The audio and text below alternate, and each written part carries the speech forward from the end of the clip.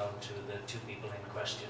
No, I guess my question is, if you just mentioned here before that you're in the process of doing the survey of the Glenmore Reservoir to see what your capacity is. Yes. You're in the process of doing it, so you must have had a contract. We have hired a consultant to look at that, yes. So you hired a consultant. We have. Okay. So we haven't started doing the work. I do not know the answer to the specific, whether they've started or they haven't. I know that we've hired a consultant to look at that.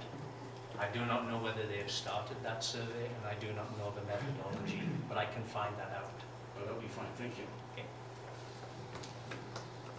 Yes.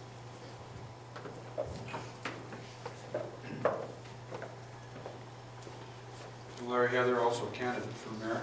But I'd like to ask about the dredging. We talked about dredging of the Glenmore Dam. And I hope the archaeologists get down there to do John Ware's ranch before all the evidence is out. But what about the dredging of the riverbeds? It's the mobile riverbeds. I was walking across the bridge at Lindsay Park and noticed how shallow the Elbow River actually is in the bed of it. And what about the both of the rivers, dredging the rivers themselves? May I suggest, Mr. Chairman, that this question, this type of question be channeled to the general Q&A. I agree entirely, because it's a very germane question, but perhaps it'd be better answered when everybody's had a kick at the cat. Yeah, and David might have a lot to say about this. A question for me. Absolutely. My name's Vincent. I'm not running for mayor. One of the few in the audience not running for mayor. So my question is with regards to the watershed. You mentioned they were going in a negative direction. A, what's happening? B, what should we be doing better? Stop having babies. Okay, what's happening in the Elbow watershed is we're urbanizing it, rather slowly, but we are urbanizing it.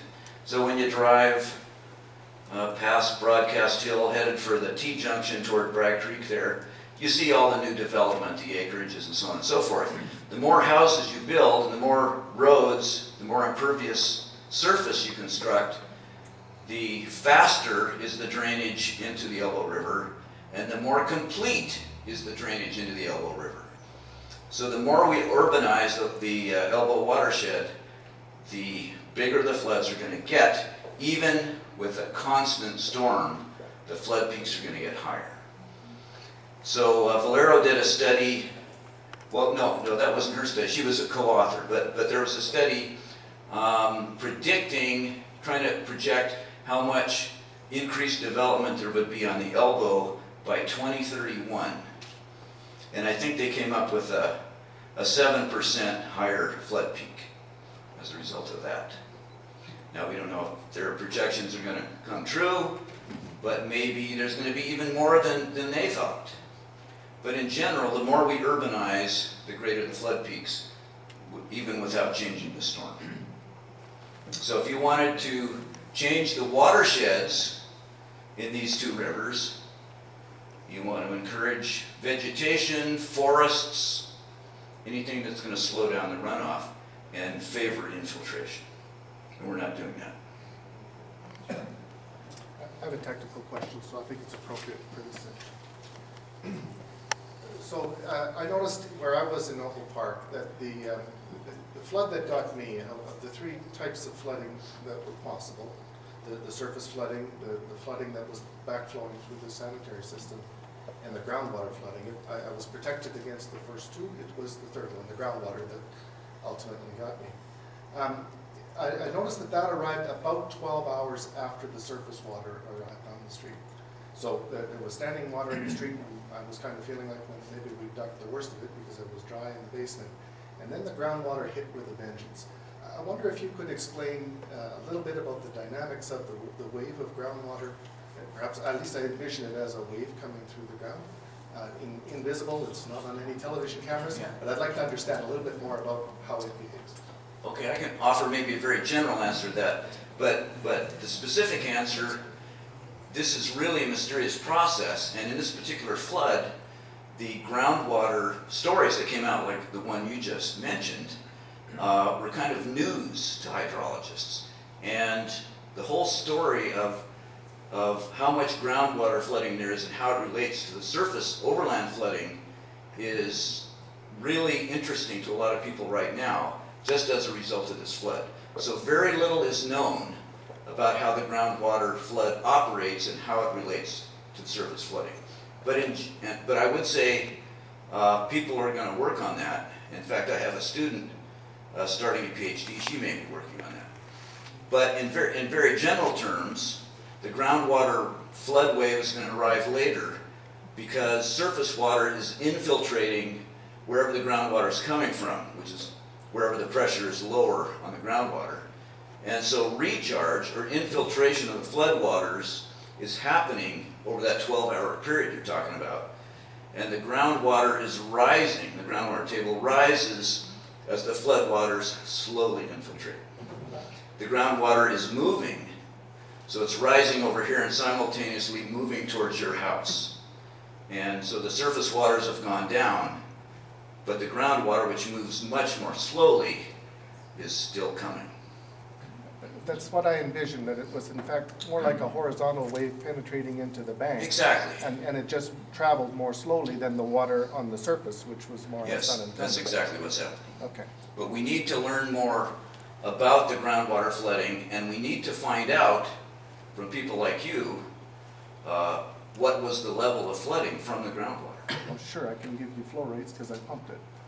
If I could just very quickly speak to that, and that's it. I agree with you 100% that that interaction between surface water and groundwater is a bit of a mystery right now. That is one of the things that we recognize we need to have a better understanding of, so that we can, do a better job of putting infrastructure in place or protecting the citizens. I think we know the surface water, the river piece. We know the sanitary sewer backup is an issue. But that interaction is a little bit more of a mystery to us in general that we need a better understanding of. And that will be part of some of those task forces. I'm very pleased to hear that. I think, and I appreciate it wasn't well understood, but as the guy sort of on the pumps, even knowing that there was another flood of a different nature coming, I might have prepared differently. So Yeah. I'm Nobody told you, and it may be that nobody knew. I accept that. Thank you. Question over here? Yeah, Dr. Osborne, my question is this. Are people actively studying the groundwater level in the Bow or Elbow Basin? Have they been doing that historically? Depends on what kind of active study you're talking about. Nobody up to now has studied what happens to the groundwater table in a big flood. Right. I mean, just as far as the amount of charging and the level of the water table. For example, periodically, and I know it's a large cycle, the water level goes up and down geologically throughout the Bow River and Elbow River drainage basin.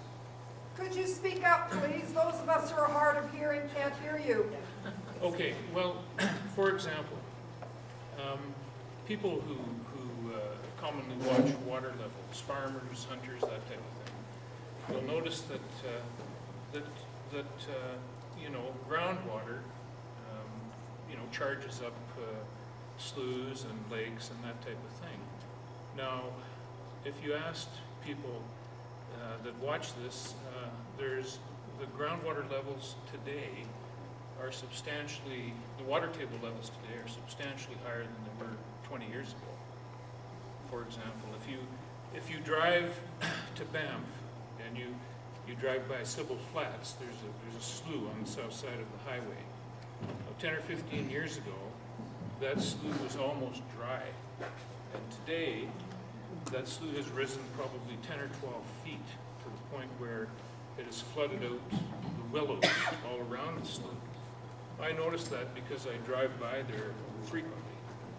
And so my point is that the water that isn't absorbed into soil and trees goes into the ground, into aquifers and that type of thing. And there's a cycle there where the amount of water is more or less. And I just wondered if, because my feeling is that we're in a period where there's a very full charge in the groundwater, in the water level, which I think would affect the amount that rock and can store annual water and runoff water and that type of thing. So what you're getting to is that's going to affect floods Yes, if we have cycles of high and low groundwater. exactly. I don't know if anybody is studying cycles. I could certainly tell you who to talk to. A couple people at U of C, that if there is such studies going on or have occurred, they would know about it. But personally, I don't know.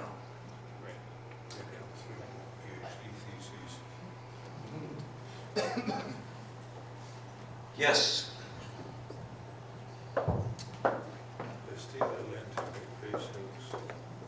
My name is Mike. Good day, ladies and gentlemen. I've been working 45 years in Calgary, from Carisland, Indian Reservoir, Morley, way down to past, what you say, just about a water treatment plant going down to Balzac, right through everything, through the Calgary. I work in Pine Creek, I work in the Bear Spa, I work in the new one, we work around in Bonnybrook, I know what's going on. Now, what I have to ask you a question, gentlemen. Tell me when the last time we cleaned the Bow River from the Morley way down to Bassan? When did we clean it? Yes. I'm going to defer that question to the general Q&A. You know, I don't want to talk too much. I know everything what was going on. The point is here. I live on the farm. I got two wells. I got above the ground well. I remember what the gentleman told. And then I got under the bedrock well.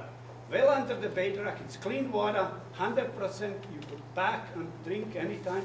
Doesn't get affected. We did have few times floods north of Cochrane, and my above ground well was disaster. What we did, we give the farmers water under the ground. That means under the bedrock. Doesn't get no dirty water, nothing. The same thing happened here. We're talking above ground water and down below.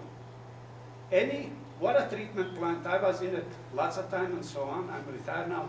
But what I try to tell you, if the water was floating from the moat way down to Bassano Dam, you know all those dams and everything, if it's that water clean, river flow out, you wouldn't have below the ground water, you will have nice flow, and when we have this kind of disaster, wouldn't stop the river.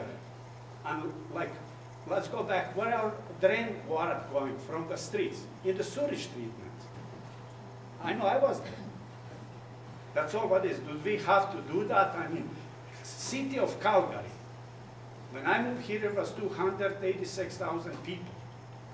Today, we still have our sewer treatment mixing up with a storm system. Okay, well, I think this is a policy question, a little bit peripheral to this discussion. And if we're going to discuss it, I think we got to put David on the hot seat a little bit later. I could answer that one right now.